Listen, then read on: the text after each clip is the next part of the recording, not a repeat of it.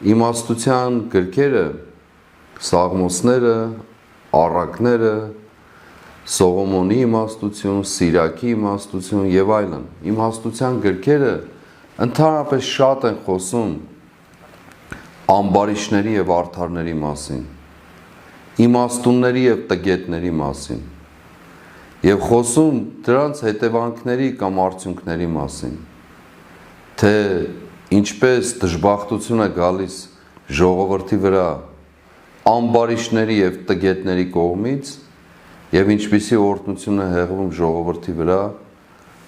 արդարների եւ իմաստունների միջոցով։ Հիմա մեր կյանքի պատկերն էլ ճիշտ այդպես է։ Բաժանված կարծես եւ ինքնախոստովանությամբ տգետների եւ ամբարիշների եւ արդարների եւ իմաստունների միջև։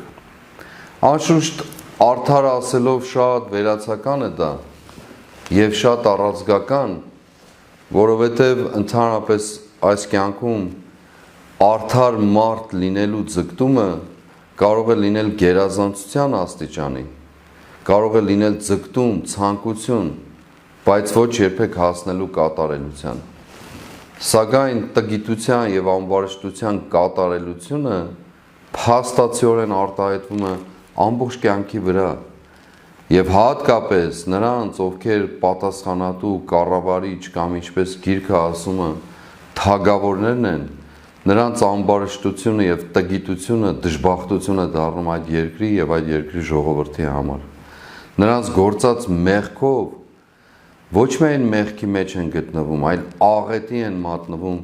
ժողովուրդը կամ ժողովուրդները։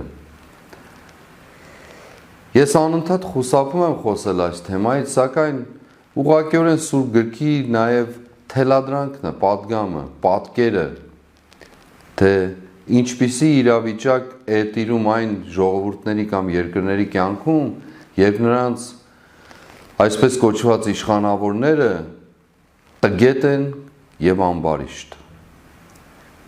Կարծում եմ բոլորդ էլ առանց նույնիսկ մեկնաբանության պատկերացնում եք, թե մեզ ինչպիսի իրավիճակի մեջ են հայտնվել տվել այդպիսի կառավարիչները եւ ղեկավարները ճակերտավոր, իշխանությունները ճակերտավոր։ Այո, հենց նրանց պատճառով, հենց նրա եւ նրանց պատճառով ենք մենք գտնվում այսպիսի ողբերգական իրավիճակում։ Թե ներքին իմաստով, ներքին պառակտումների, քայքայումի,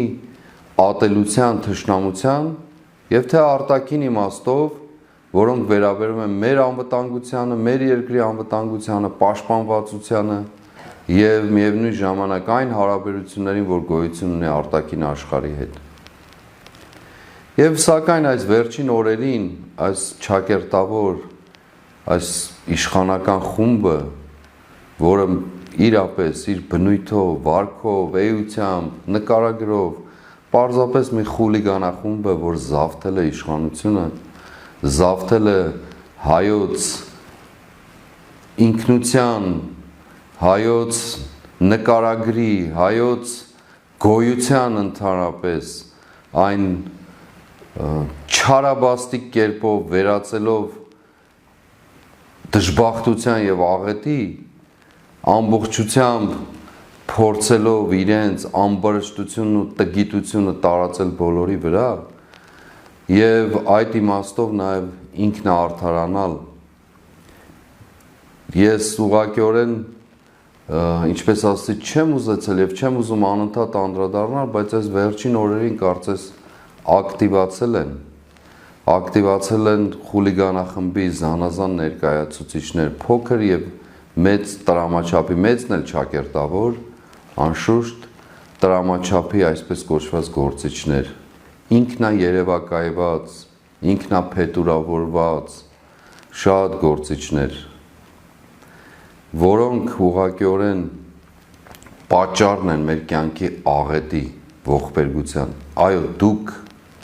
դուք ամբարիշտներ, տգետներ, ինչպես ինքներդ ձեզ անվանել եք, տգիտության կրողներ, դուք եք միակ եւ բացարձակ պատճառը այսօրվա մեր աղետալի կյանքի։